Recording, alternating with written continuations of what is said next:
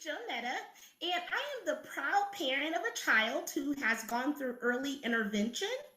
And it started in 2022.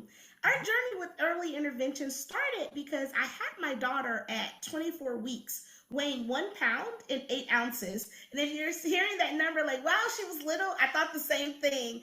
I didn't know a lot about the NICU journey, but just like the phrase says, it takes a village to raise a child. My hospital team, the doctors, the nurses, the service providers all became a part of our village. And so as it was getting ready for discharge out of NICU, one of the things they shared about was a program called early intervention. And so my family had started to learn more about the services provided through early intervention, and immediately we were connected to a service provider.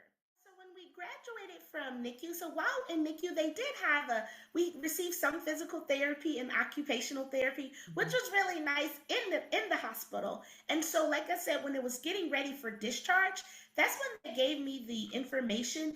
And now that I'm starting to think about it, I think it was dual overlap because I think they were reaching out to me as well as me reaching out to them because I didn't know how to reach a service provider. So I'm assuming the hospital or the NICU must have helped me get my name into some type of database or resources because in parallel of getting discharged, I also received contact regarding getting us set up an early intervention. So it was, when I keep saying the word village, it is a village. It is teamwork. Everyone is like sharing resources, sharing information. Hey, follow up with this person. And so it really was a collaborative effort. And so when I came home from NICU, like I said, we got discharged on May the 9th. Our first therapy was physical therapy, and that started in June of that same year. So shortly after getting in NICU, we immediately started with physical therapy. So I did share the discharge papers and things that she went through with my service provider, which was helpful in setting goals and seeing what she's already gone through. And I think that was very helpful that they got that information because my daughter had went through a lot of things where she stayed on the ventilator longer than they had originally thought. And so, of course, that impacted delays in different areas. So that helped them understand more. So when we were crafting out a plan and goals, having that background knowledge, I think was really helpful for them.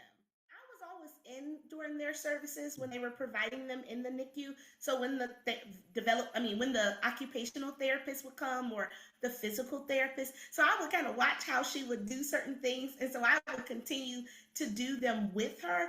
And so she just told me to, of course, keep doing this as we leave, because when you're leaving, you're kind of like, oh my gosh, I'm leaving my village. What am I gonna do? And it's like the same, Joan, you've been here, with her, you've been engaging, just keep going. And so I'm like, you're right, I am her mom, right? So you're kind of like, you're nervous and shocked, and you get to the day that you've been hoping for, and that's graduation from the NICU. Wow.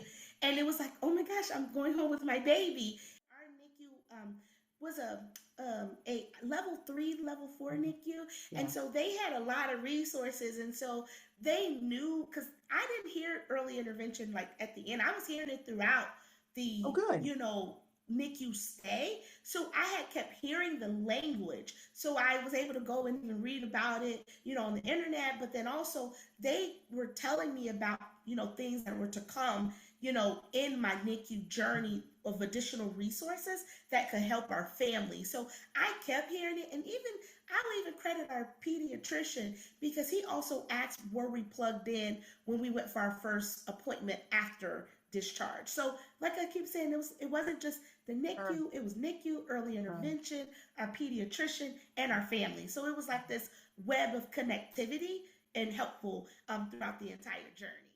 Some parents may even feel like, well, they'll grow out of it, so don't, take advantage of it. But no, like if your child can receive these free services through the state of Illinois and our government, take advantage of them. Like they're just coming to be a part of your village. And that was the way we looked at it. Our perspective is we know her body has gone through so many things being a micro preemie. We want to just give her resources. We want to get help. We want to learn techniques and strategies with play. And we did just that. And like I said, I have a big thanks to early intervention for that. I just want to encourage parents because it can be a lot, when you see your child may be different in some areas, but every child is a blessing and unique. And so just, taking advantage of the resources and programs that are offered and not being ashamed to get on the list and keep advocating for those different resources.